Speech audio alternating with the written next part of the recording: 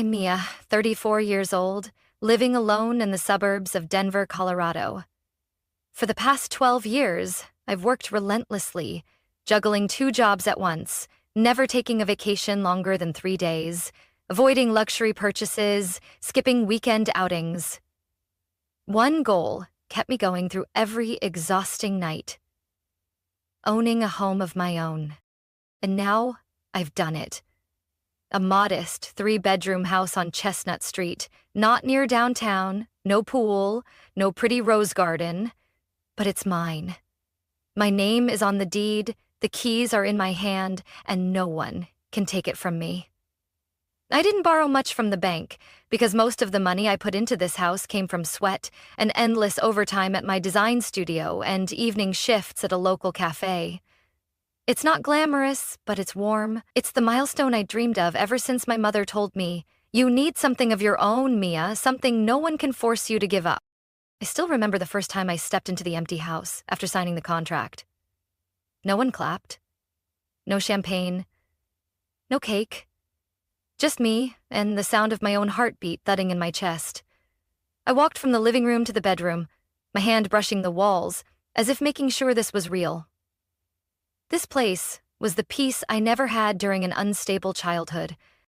Every morning, I wake up to soft sunlight streaming through the kitchen window, make a hot cup of coffee, play some jazz, and sit at the wooden table I assembled myself.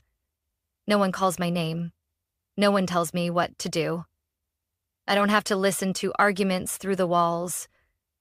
And that, complete quiet, is the greatest reward I've ever had. I treasure every inch of this house. The hardwood floor has a few scratches, but I never fix them. They're reminders of those first days I cleaned everything myself, hauling heavy boxes in alone. Each evening, I sit on the chair by the window, golden light spilling down, wind rustling outside, and I think, finally, I have a place to breathe. Not everyone understands what it feels like to truly have a place of your own. Most of my friends are married with kids or living in stylish rentals downtown. They say, "It must be lonely living alone," or "Buying a house now isn't smart," or "Condos are easier, you get services." But I don't want easy. I want freedom. Freedom to paint my bedroom whatever color I want without asking anyone. Freedom to hang old photos of my mom without someone calling them tacky. And, most of all, freedom to say no to anyone who tries to step into this space without respecting what I've built. I thought I'd have at least a few years to enjoy this peace. But I was wrong. A storm was coming. Quiet, persistent, and shameless. I didn't know where it would start, but I felt it. This peace was about to be invaded. And it all began with a phone call from my sister. I don't talk much with my younger sister, Lana, 30 years old, married at 24. Her husband, Derek, 32, once studied photography but never held a job for more than 6 months.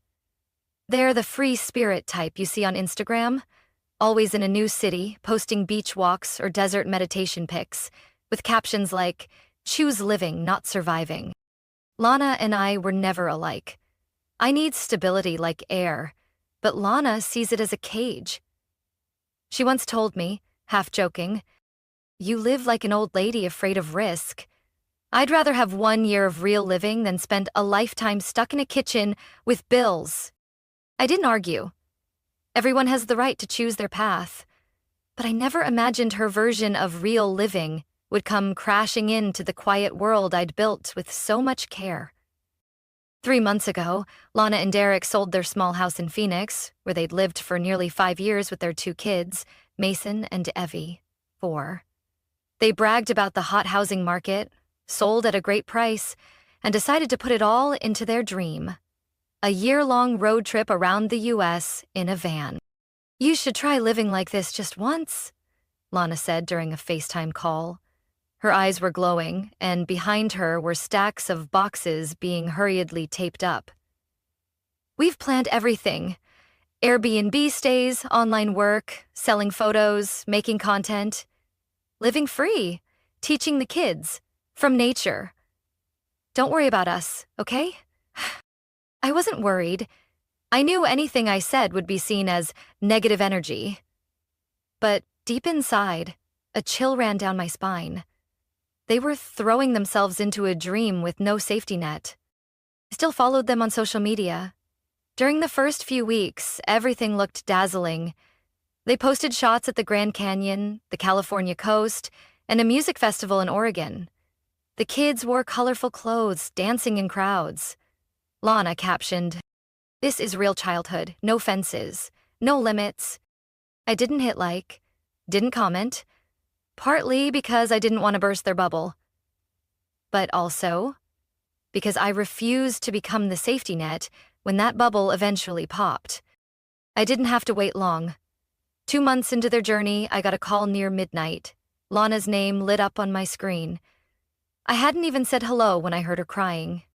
"Mia, we've burned through all the money." Her voice was wrecked. Nothing like the vibrant woman in those recent photos. "Everything costs more than we expected. Airbnb prices are through the roof. The freelance gigs aren't paying on time. Our credit cards are maxing out. The kids are tired. They beg to go home every night." I stayed silent. "Mia, can we stay with you? Just for a few months? I swear we won't be any trouble." I looked around my house. The kitchen light was still on, the coffee was still warm on the table, and a part of me already knew this peace was about to shatter. Before I could say anything, Lana continued, her voice mixed with quiet sobs. "Please let us stay. Just for a few months. A few months. We'll figure things out after that." I sat still in my familiar kitchen, eyes fixed on my phone screen. On one side, my sister's desperate voice. On the other, the soft yellow light falling on the painting Mom left me, the one I hung on the wall the first day I moved in. I had become so used to the calm of this space. And I knew, the moment I said yes, it would all disappear. "How long exactly?" I asked, trying to keep my voice steady. "I don't know, maybe 8 to 10 months. We just need time to get back on our feet, find work, pay off credit cards. Mason and Evie need somewhere stable to study. I promise we won't be a burden. We'll stay out of your way." I sighed and set my coffee down. My mind began racing. I had a 3-bedroom home, but one room was my office, and the other was used for storage and my treadmill. The space was perfect for me, a single woman who values order and solitude. Add 2 adults and 2 young kids. I couldn't even picture what that would look like. I took a deep breath and said slowly, "Lana, I understand your situation, but honestly, I don't think living together is the right solution." There was a sudden silence. I'll never let someone... I mean, this is my home. I've lived here alone for nearly 6 years. I need peace to work.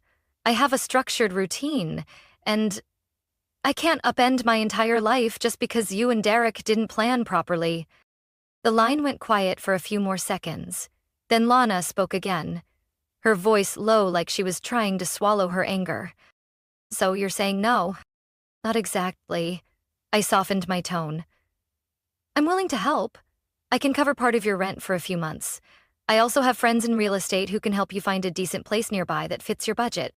I thought I had offered a fair compromise, real support without sacrificing everything I had worked so hard to build. But Lana didn't see it that way.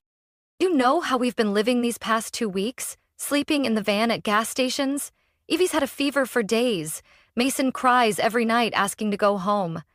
And you, the only one in this family with a house big enough, just turn your back like it's nothing." I bit my lip and said nothing, because if I opened my mouth, I might have said something I'd regret.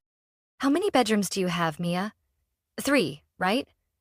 Well, we're curled up in a freezing van in 40-degree weather. I'm not asking for money. I'm asking for a roof. And even that's too much? Her voice was rising. I could hear Derek saying something in the background, then Evie's soft cough. A part of me ached. I love those kids.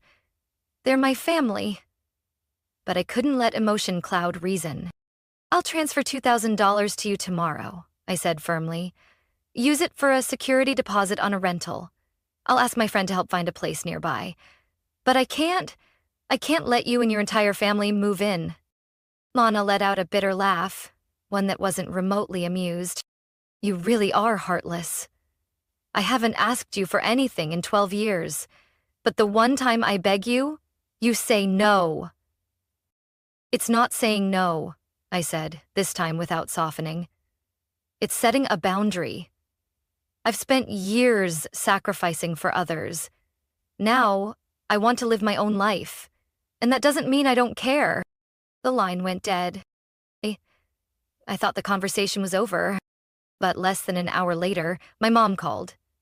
She didn't say hello, just let out a sigh, then coldly asked, "Mia, are you really going to let your sister and her kids be out on the street?" I wasn't even surprised when, the next morning, my phone wouldn't stop buzzing. My mother, Dolores, 61 years old, a woman whose voice is always soft but whose words cut like knives, called 3 times in 15 minutes. I was making coffee when she called a 4th time. I finally answered. "Mia, I heard everything from Lana." Her voice wasn't soft like usual. "Are you really planning to abandon your sister and her 2 kids in the middle of a crisis?" I leaned against the sink, gripping my coffee mug like it was the only thing keeping me steady in the storm building around me. "Mom, I offered financial support. I even said I'd help cover a few months of rent for them. But I can't let them live in my house for nearly a year without a clear plan. I have my own life. You know that." She took a deep breath, then spoke like I'd just done something shameful. "You always have to calculate everything. Always need a clear plan. Lana's not like you. She lives from the heart. She might make mistakes, but at least they're the mistakes of someone who dares to live. And you?" I tightened my grip on the mug. "Living with logic doesn't mean I'm heartless. You can't expect me to sacrifice everything just because my sister made choices without a backup." Silence. "You've changed, Mia." Her voice was softer now, but sharp like thorns. "Ever since you got that house, all you think about is yourself. You should remember, nothing lasts forever. One day you'll need someone too. And when that day comes, don't expect anyone to open their door for you." I swallowed hard, trying to stay calm. "I don't expect anyone to open a door for me, Mom, because I've always opened my own. And that's exactly why I value this home so much." After the call with my mom, I thought things might calm down. But they didn't. 2 hours later, my father, Richard, 67 years old, called. He didn't circle around like Mom. He went straight in, his voice sharper than I'd heard in years. "Mia, I can't believe you're refusing to help your own blood during a time like this. You're living alone in that huge 3-bedroom house, and your sister and her kids are sleeping in a car?" I blinked. "Dad, they're not homeless. They're staying in Airbnbs. They still have options. I already sent money. I even offered to help find them a place. But they don't want that. They want to live in my home for free." "What's the big deal? It's just 10 months, Mia. Don't you remember when you first graduated and Lana let you crash at her place for 3 months? Did you forget?" I gave a tired laugh. "Those 3 months were during college, in a 1-bedroom apartment on a couch. And I paid half the rent. Dad, this isn't the same." He wasn't listening. "You're so wrapped up in being independent. You think just because you have a house and a job you can say no to everyone. But if you live like that, when you fall, who's going to catch you?" I took a deep breath. If I fall, it'll be because of choices I made. And I will never show up at someone's door asking them to give up their freedom to fix my mistakes. He went quiet, then finally said one last thing before hanging up. "You're real proud of yourself, aren't you? But you'll learn. No matter how many houses you buy, they can't warm a life that's gone cold." I rested my head on my arm, exhausted. Not angry, just tired. I've been responsible all my life. I've always been the helper, the one who carried the weight. But the moment I set a boundary, I became cold, ungrateful, selfish, and Lana wasn't done. That evening, I got a message from an old classmate, Sarah, someone who still loosely kept in touch with both me and Lana. Mia, what's going on? Lana posted a status saying she never expected the sister she trusted most to turn her back when the family needed her. I turned on the living room light, slowly sat down on the couch. My phone's screen lit up with the public post. Sometimes, the one who hurts you the most is the one you once admired. We only asked for a roof. But it turns out, some hearts are colder than October frost. Dozens of comments underneath. Most were familiar family names, and most weren't on my side. I thought that after being ambushed by Mom, Dad, and the online crowd, Lana would understand that my decision wasn't going to change. I had been clear, I had explained, I had sent money, I had drawn a line, and I believed at the very least she'd respect that boundary. I was wrong. 1 week later, on a Saturday morning, I was mowing the backyard when I heard a knock at the front door. I assumed it was an Amazon delivery. I had just ordered a new bookshelf. But when I opened the door, he froze. Lana, Derek, and the two kids, Mason and Evie, stood on my porch surrounded by suitcases. Evie clutched a worn-out teddy bear. Mason yawned, his hair a mess like he hadn't slept well. I stared at them speechless for several seconds. Lana looked completely composed, as if this was perfectly normal. "Good morning, sis," she said with a faint smile, like nothing had happened. "I knew you wouldn't let us struggle for too long." I didn't answer right away. My eyes shifted to Derek, who gave a quiet nod and stepped back with a suitcase. The two kids stood still, wide-eyed, looking around like they were waiting to be let inside. "Lana, what are you doing?" I asked, trying to keep my voice calm. "We came to talk, properly this time. Last time was over the phone, and things got a little tense. I knew you'd understand once you saw us in person. You've always had a soft heart." I couldn't believe it. She really thought she could use soft heart to change my mind? "And you brought all your stuff?" I glanced at the suitcases. "Just to talk?" Lana exhaled, like I was the unreasonable one. "Mia, we're exhausted. The kids are sick. Evie's been coughing for 2 nights. You want to talk in a parking lot? Or can we come in, have some water, and talk like normal people?" I looked at the 4 of them. My heart clenched when I saw Evie rubbing her eyes, but reason snapped me back. I couldn't let emotion take the wheel again. "Come in," I said, stepping aside. "But just to talk. Nothing more." Lana flashed a quick, triumphant smile before replacing it with her sweet sister face. They all stepped inside like they hadn't been turned down before. Derek placed the suitcases against the wall without asking or even looking at me. I led them to the living room, deliberately keeping distance. "Talk," I said, folding my arms. "What's the plan this time?" Lana sat down on the armchair, smoothing her hair. "Just 10 months. That's all we need. We won't be any trouble. Derek can do housework. I'll cook, clean, watch the kids.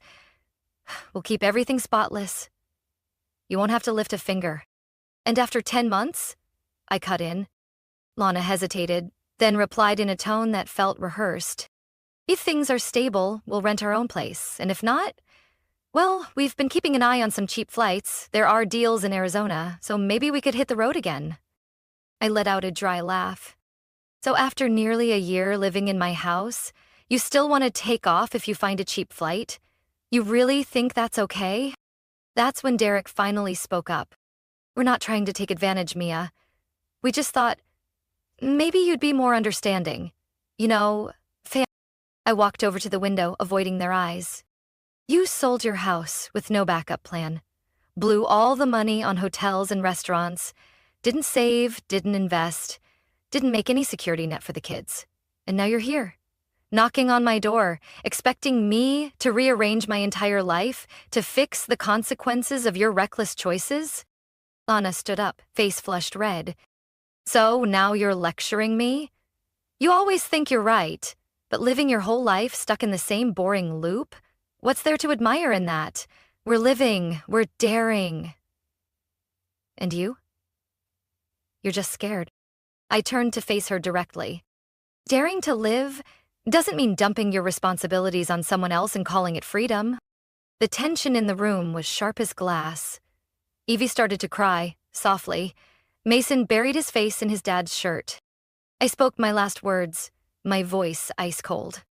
I'm not changing my mind. You have 10 minutes to pack up and leave.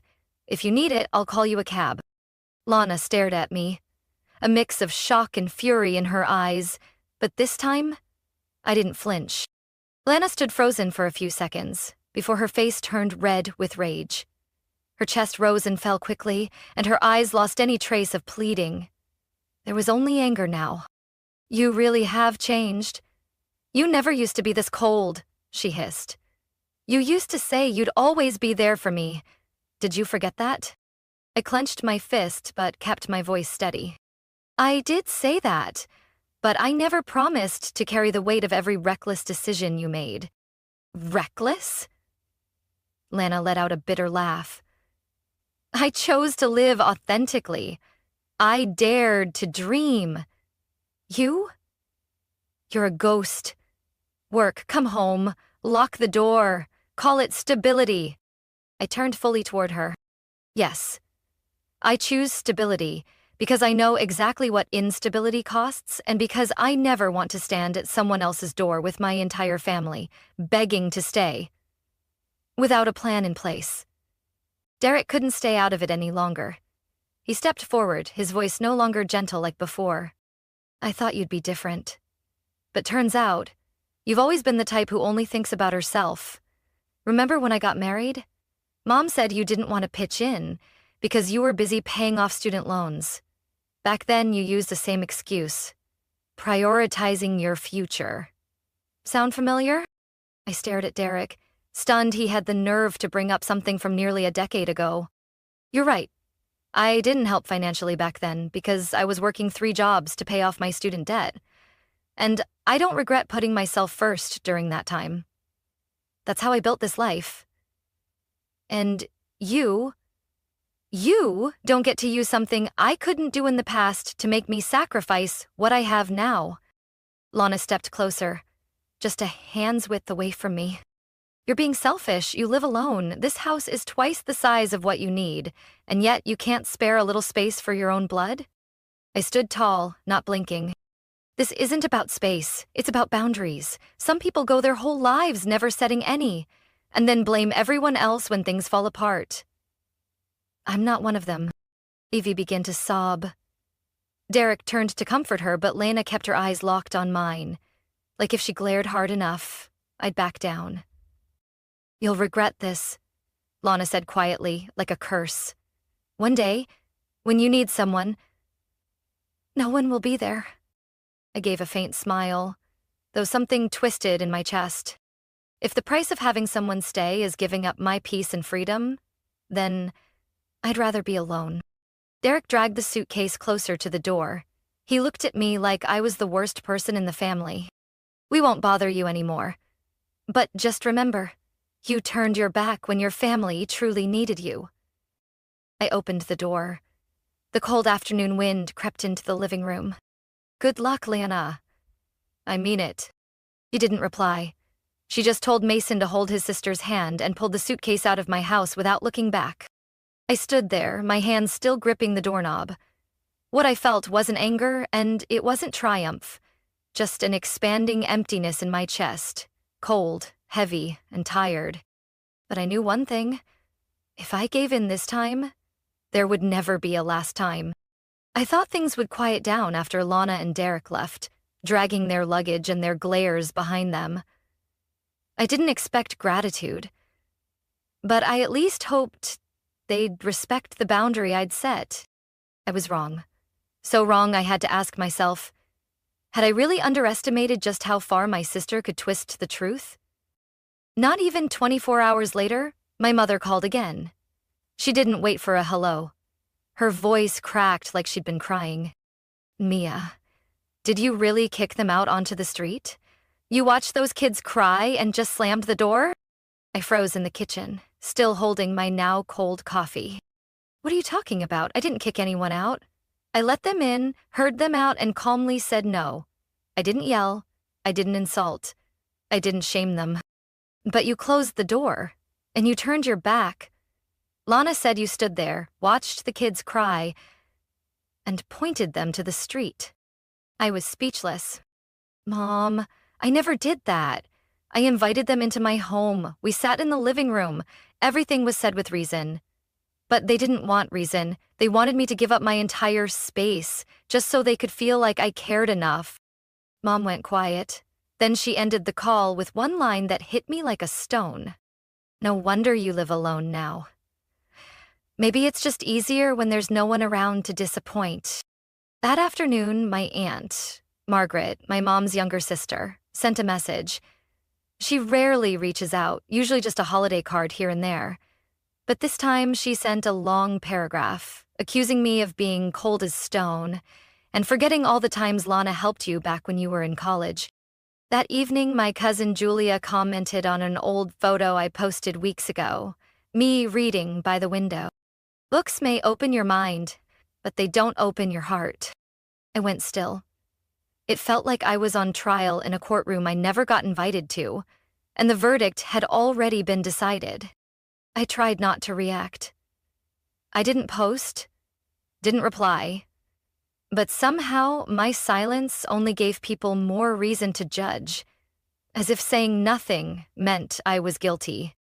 The next evening, my phone lit up with a message from Monica, a college friend, and someone who used to be close with Lana. Mia, I don't want to interfere, but if your sister's really in that much trouble, maybe you could soften a little? It's only 10 months, after all. She's family. I replied with just one sentence. Would you be willing to let a family of 4 move into your 2-bedroom apartment? Monica never responded, but messages like that kept coming in, from old acquaintances, former classmates, past coworkers, people who had never stepped foot in this house, who had no idea how many years I worked until 2 a.m. to pay off my mortgage. Another mutual friend, Kevin, messaged with a more neutral tone. I get that Mia wants boundaries. I just think if it were me, I'd compromise a little. I mean, you live alone. Living alone doesn't mean living in excess. Just because I have 3 bedrooms doesn't mean I owe anyone the other 2. This house is the result of sacrifice. My right to live on my terms. Bought with years of never getting sick, never quitting, never slipping up. And just as I was sitting alone in my living room, watching those messages pile up, my phone buzzed again. Dad was calling. You should know the whole family's watching you, Mia, he said.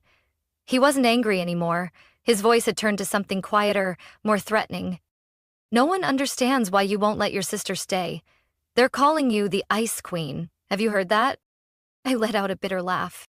I figured they'd call me a self-made woman, but I guess around here, independence is a crime. Dad said nothing else. He just hung up. I leaned back on the sofa, staring at the ceiling. The peace I'd fought so hard to build wasn't being destroyed because I did something wrong, but because I refused to carry someone else's consequences. And I didn't regret it. But I was starting to understand something. When you start setting boundaries, the people who used to benefit from crossing them will be the ones who get the angriest. I should have known this was coming. From the way Lana looked at me that last time before walking out, I could already feel it. But intuition is different from seeing it unfold. Loud, clear, and public. Monday night, just after I stepped out of the shower, my phone blew up with notifications. I opened Facebook to check a message from a client, and instantly, my timeline erupted. The first post that popped up was from Lana herself. Her profile picture showed her hugging Evie, the backdrop a soft sunset. The caption was unusually long, full of emotion, and of course, heavy with drama. And the only person in your family who could help chooses not to? When your kids are sleeping in a car in 40-degree weather and the sister you once admired just stands there in the doorway. What do you learn? That sometimes family isn't a place to return to. It's the place that hurts the most. Right below the post were more than 100 comments, and rising by the minute. Relatives, distant cousins, old high school friends, even people I hadn't spoken to in years, all jumping in with comments like, "I can't believe her sister would do that. A 3-bedroom house, living alone, and she can't take in her own blood? How do you sleep at night?" I read each line, feeling like someone had a hand wrapped tight around my throat. What shocked me wasn't just the outrage. It was the unanimity Lana received. No one asked for my side. No one fact-checked. All they needed was a heart-tugging story and an easy villain. And I fit the role perfectly. I hadn't planned to respond. Honestly, I wanted to stay silent. But when even my Uncle Henry, the one who lives in another state and hasn't seen me in 8 years, commented, "I always thought Mia was too cold. Logic without empathy kills the soul." I knew. I couldn't stay silent anymore. I opened my laptop, took a deep breath, and started typing. The first line wasn't defensive. It was clarity. I'm not someone who likes airing private matters online, but if someone drags me into the court of public opinion, I have the right to speak. I wrote everything from start to finish.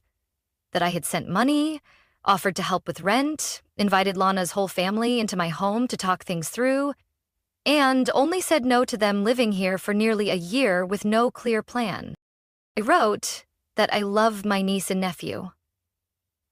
But love doesn't mean losing your personal boundaries or sacrificing the peace I traded my youth to earn. I didn't use harsh language. I didn't smear my sister, but I told the truth. I didn't slam the door on 2 kids. I just refused to open it to indefinite dependency with 0 accountability. I posted it at 10 p.m. Within 10 minutes, the first comment appeared. Finally, both sides of the story. Then another. I once let someone rent my spare room for 3 months. It was a nightmare. I get it, Mia. Still, not everyone was on my side. Plenty of people continued defending Lana, saying things like, "Family means sharing. Mia's still being too rigid," or, "It wouldn't kill her to bend a little for her sister." But at least, this time, I had a voice.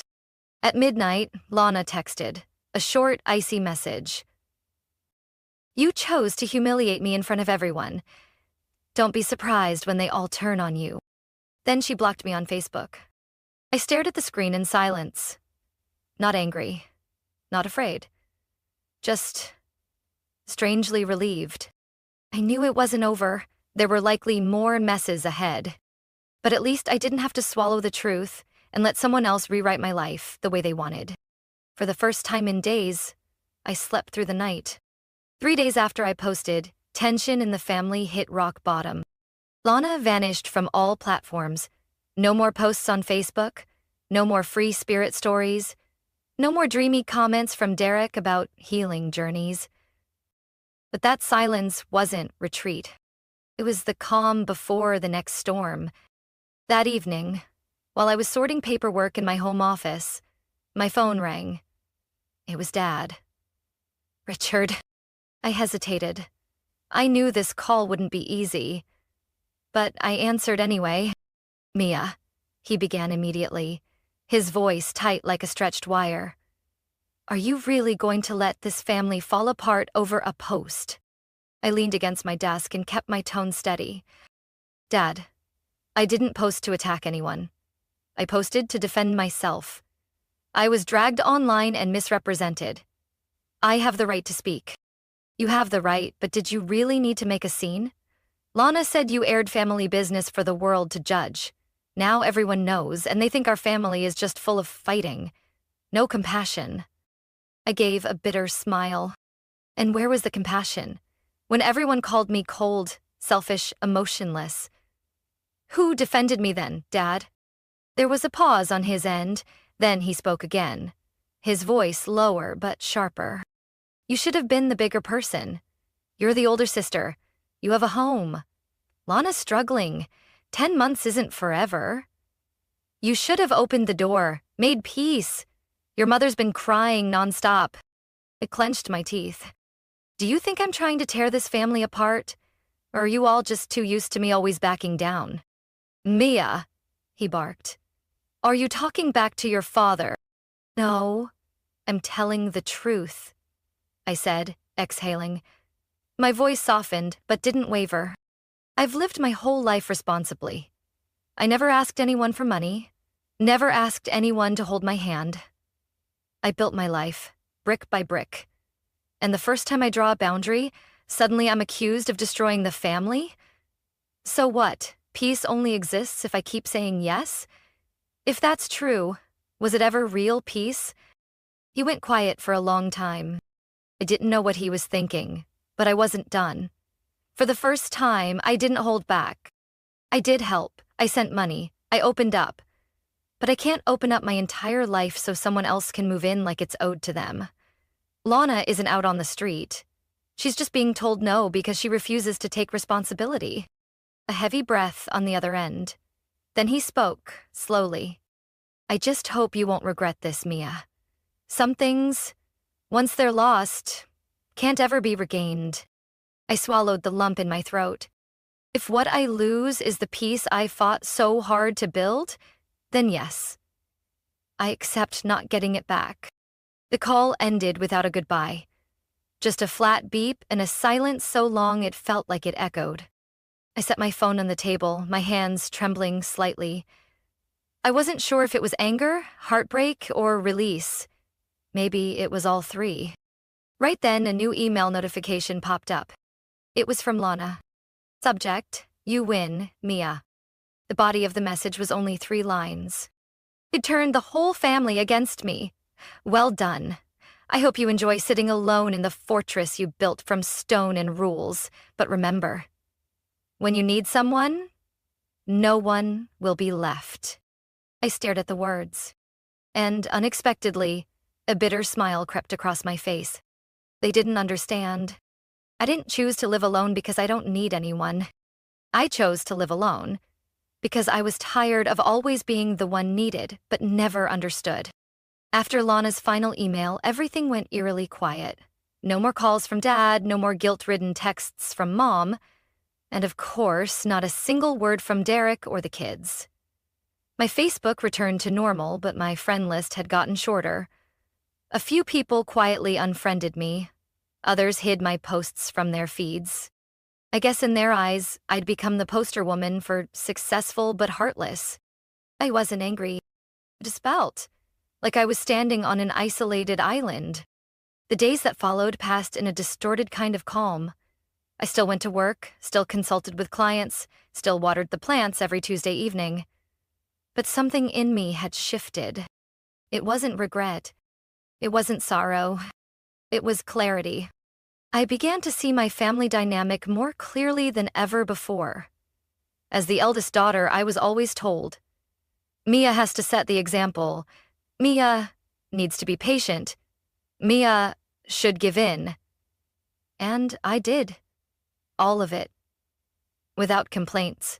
Without demands. But it wasn't until I said no that the masks finally fell off.